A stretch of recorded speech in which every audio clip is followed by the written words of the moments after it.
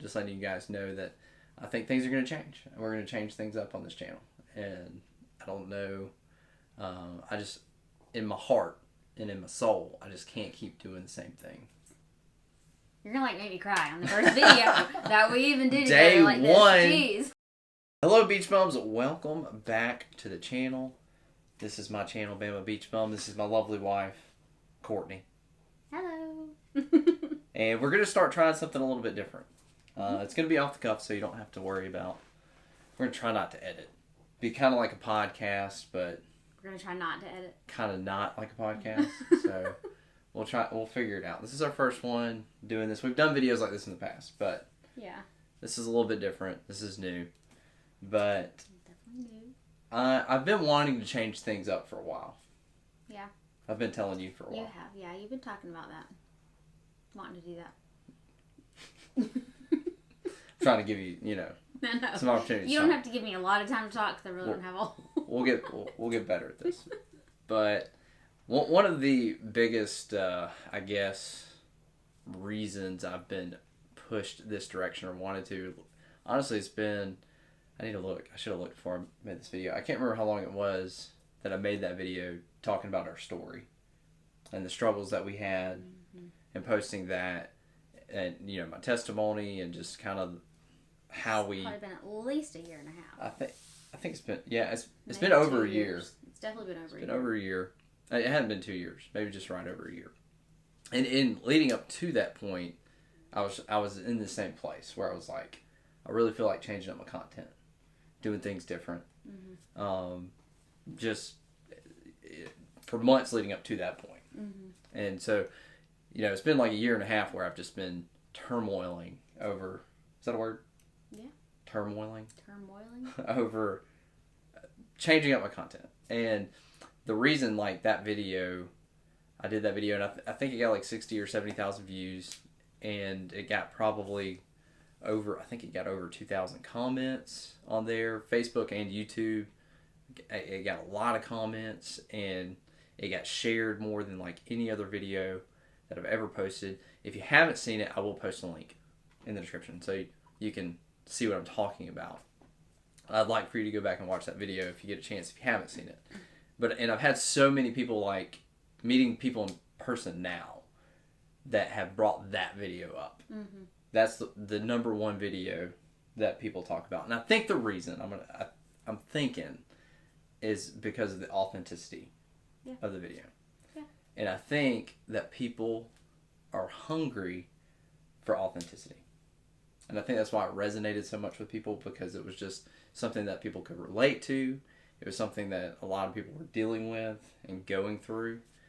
And I'd made videos leading up to that point also about my struggles and difficulties with anxiety. Right. And just being honest about that. And that stuck out to a lot of people, you guys watching the videos. So thinking through that, this is definitely a shift, doing content like this. But that's kind of what's prompted it, is just the overwhelming response that I've received from just being authentic. What do you think? I'm trying to lob you up some. I definitely think that people related to you when they heard that video. They could see your genuineness, and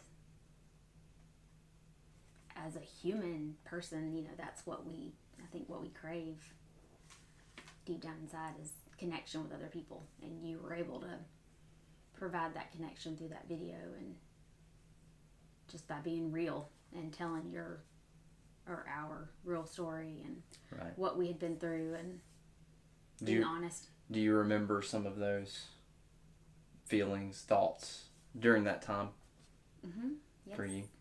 Oh, my feelings and my like while we were going through that phase of life where I was miserable and struggling and asking God for help and feeling very alone, and what was your perspective on that?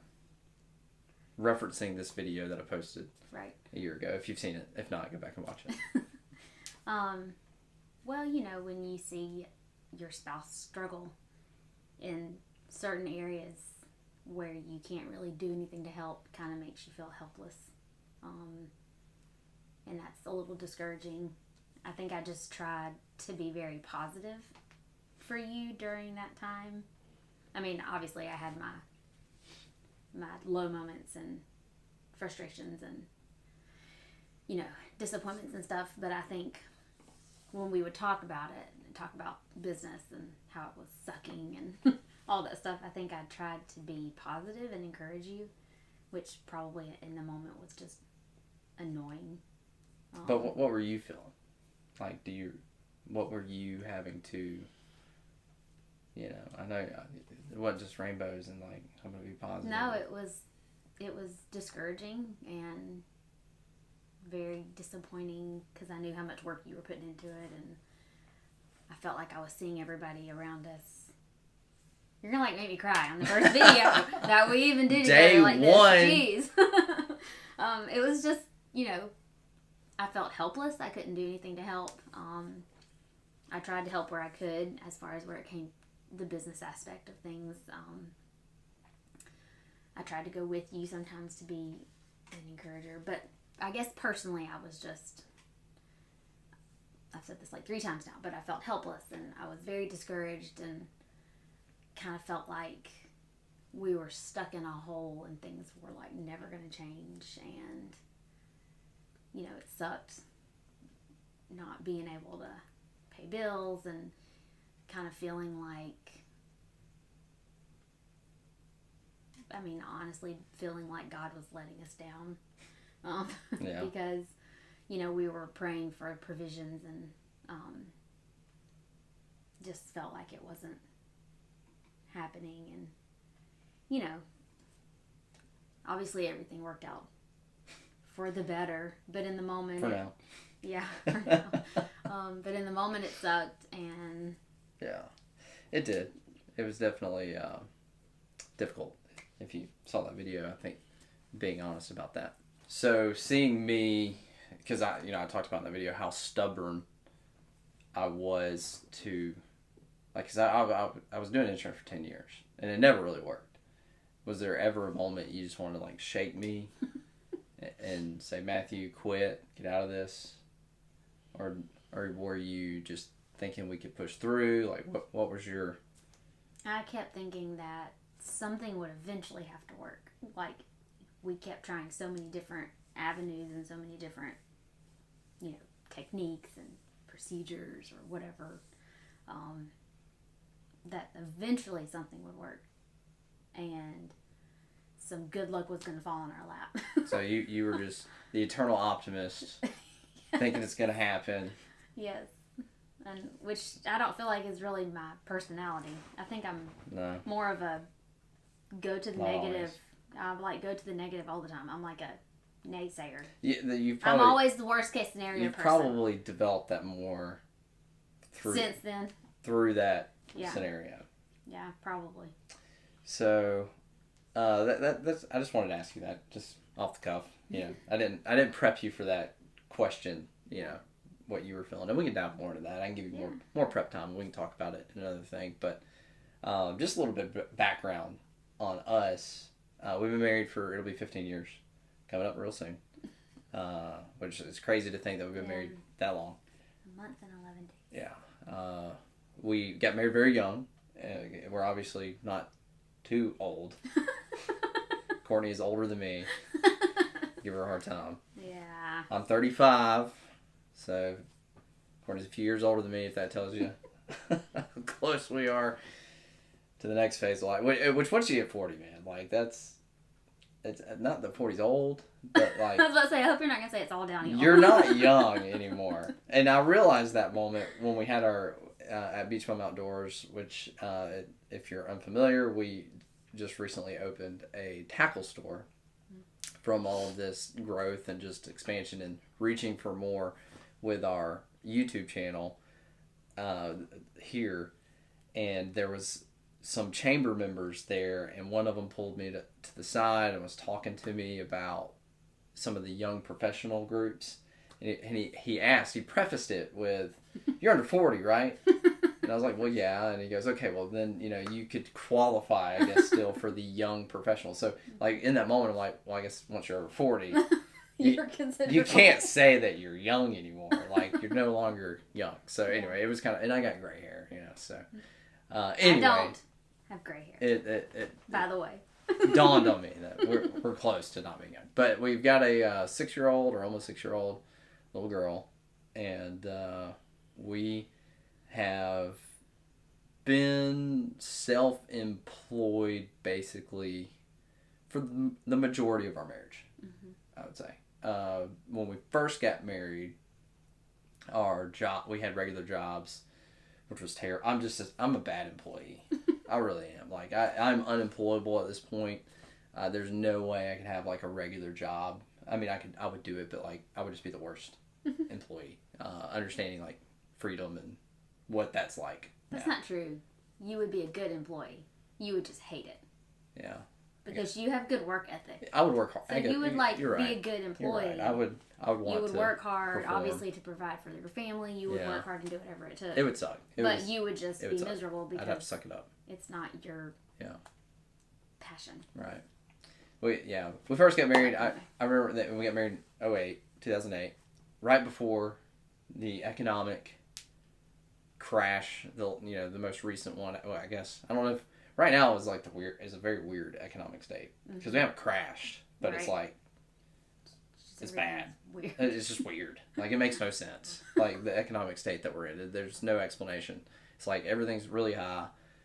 People are making more money, but your money's worth a heck of a lot less. So it's like, anyway, we don't have to get into all that. But we began our married life and professional careers right before the economic crash of 2009.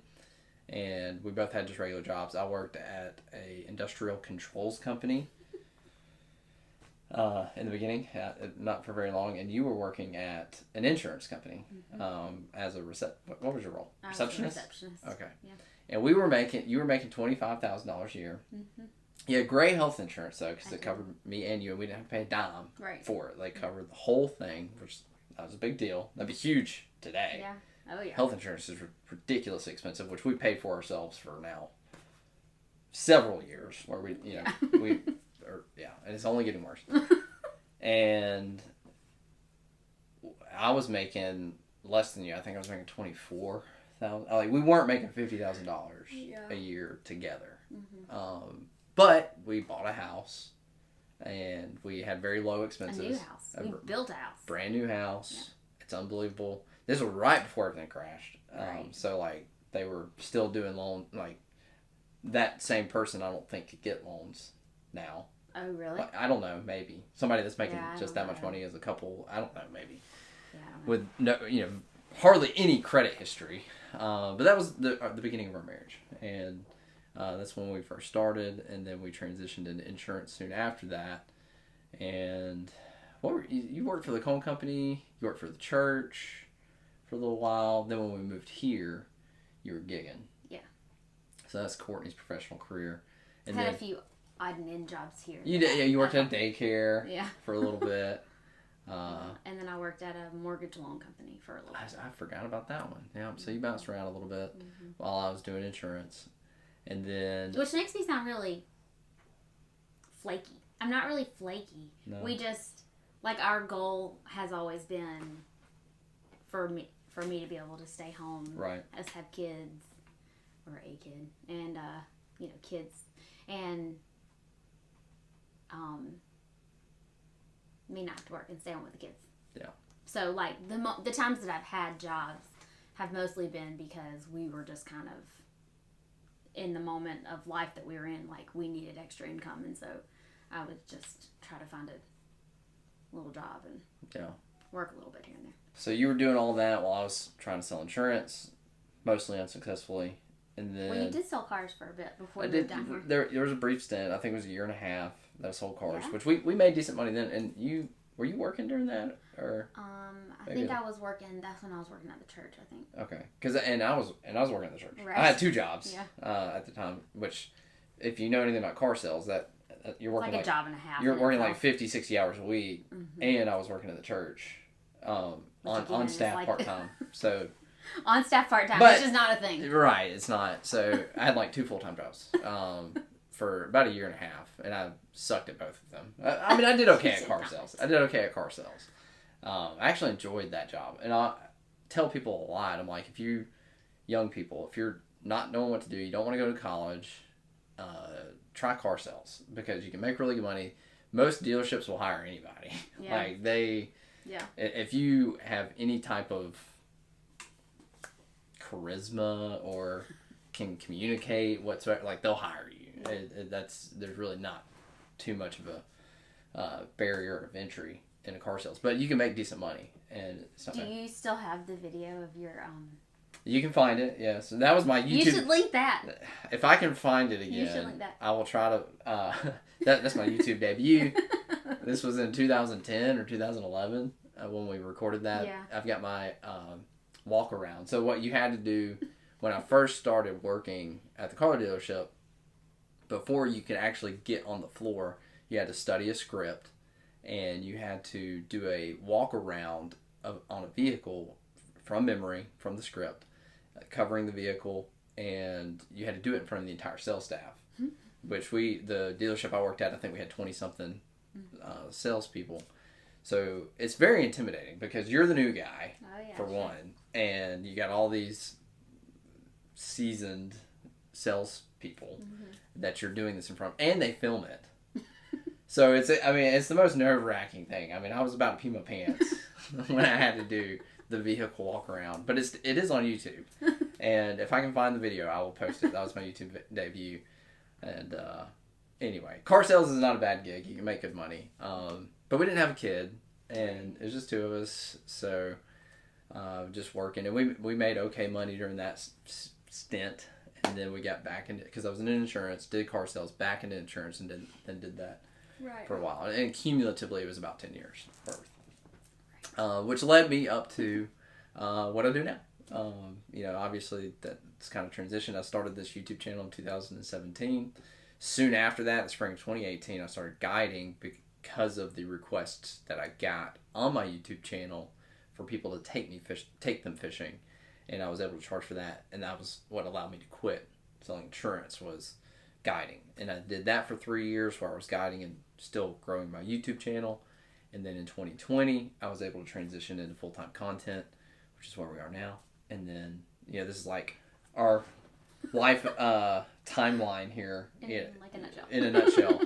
And then in this year, 2023, we launched Beach Bum Outdoors, which we have an online store, beachbumoutdoors.com, and then our retail location here in Gulf Shores, Beach Bum Outdoors. So we are trying to grow that business now, which, we were well in over our heads. I'll just be honest with you about that. Because we know nothing about retail. It's not like we had any experience with that whatsoever. And most of the people that we partner with who are amazing also are newbies to retail. So this is a giant undertaking. It's been a challenge. But we got great people, unbelievable team. Anytime somebody asks about it, it's amazing. I've never talked about this. It's amazing how many people ask, how's the store doing? People that don't know me, people that are fans, people that I'm acquaintances with, friends. It doesn't matter. If I see anybody that I see that is aware of the fact that we have a store asks, how's the store doing? Yeah.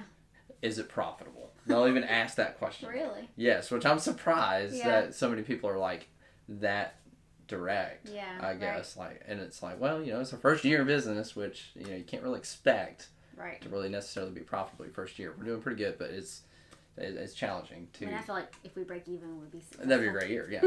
So we're just growing, but what I do point to that's extremely encouraging is, because this is a struggle for any business, is people. Getting the right people, hiring the right people, and anybody that you talk to that owns a business or starting a business, they all gripe about people. Mm-hmm. How difficult, and that's honestly our strongest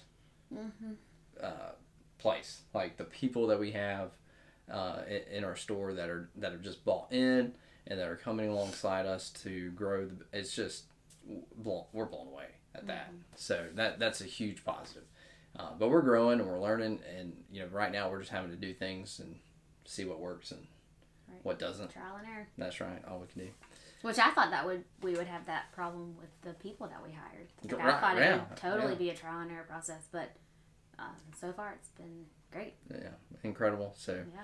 if any of you are watching, thank you. Yeah. You're helping out big time. That's right. But that's kind of Matthew and Courtney, like in a little nutshell. But wanting to change things up, and we actually have made some notes. We sat down and we spent some time the other day, and we wrote down and are trying to agree upon a list of values that we have, individually and collectively, things that we value in life and in people and in characteristics. We also wrote down a list of things that we just do, that we spend our time doing. Most of those things we do together. Most everything we spend our time, we are typically together. So we do enjoy our being together. Why are you laughing? Because I couldn't tell if you were happy about No, I am. realization. Because it's kind of like you were like, we do everything actually, together. all of those things we do No, together. I genuinely don't like being away from you. Genuinely. Yeah. I don't usually want to do anything where I have to be away from you for any extended period of time. I feel the same. Yeah. So we do a lot of stuff together. But we will cover those topics and try to be authentic, which is authenticity is one of our values that we both value. In people, in ourselves, it's what we want to be. We want to be authentic, and which is why we're kind of starting this. And I don't know where we're going to go with it. And I know many of you, if you happen to click on this video, and you're probably not watching anymore, but so many people that watch this channel, 90% of you are here for fishing videos because that is what I posted. I don't know where this is going to go. I wanted to talk to you guys because I feel like, I could start a new channel and maybe that'll be the direction we go. But I've made a connection with so many of you already and over the last 6-7 years. And I feel like we're just going to take things to a different phase. And let me also say this. Fishing videos are not going away. We're not going to stop fishing on this channel.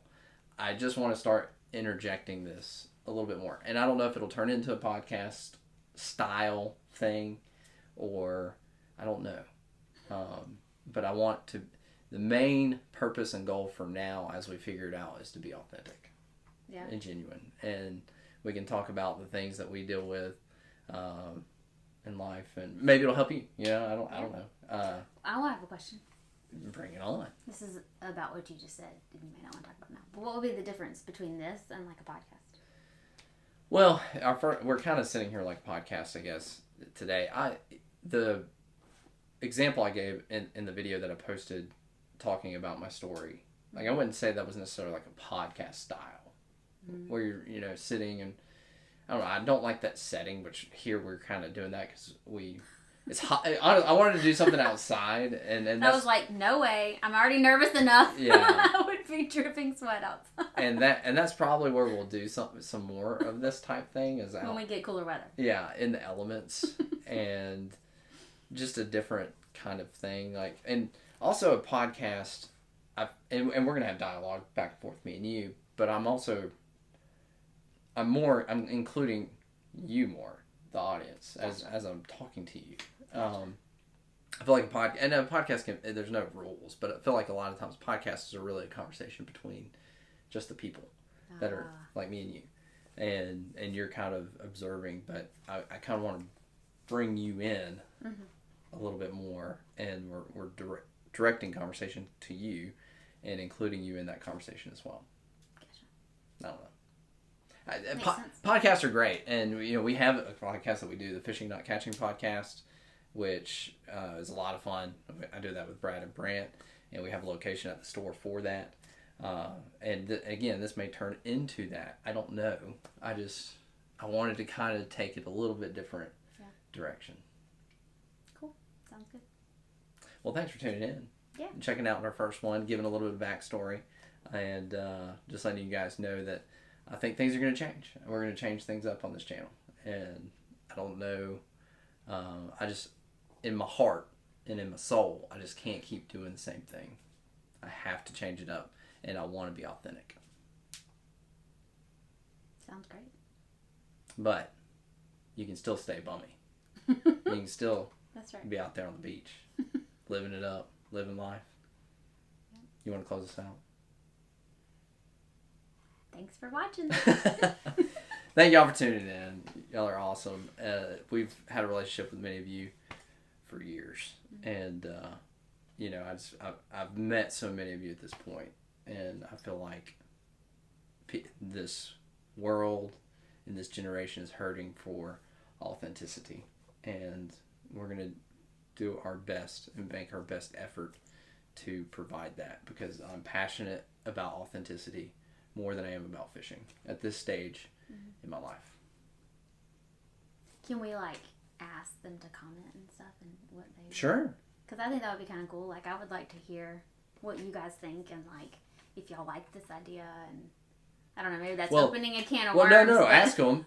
I was gonna say they're gonna tell you anyway. Like, whether we I know I usually don't read comments on the videos and stuff. I mean, I read most every comment. I take everything personally. Yeah, but they will listen, and we'll get a conglomeration of all. But yes. Well, I was gonna say not only if you like this idea or not, but like idea or not, but like, you know, any thoughts that they might have or things they might want to hear us talk about, or I don't know. Yeah. Just let us know.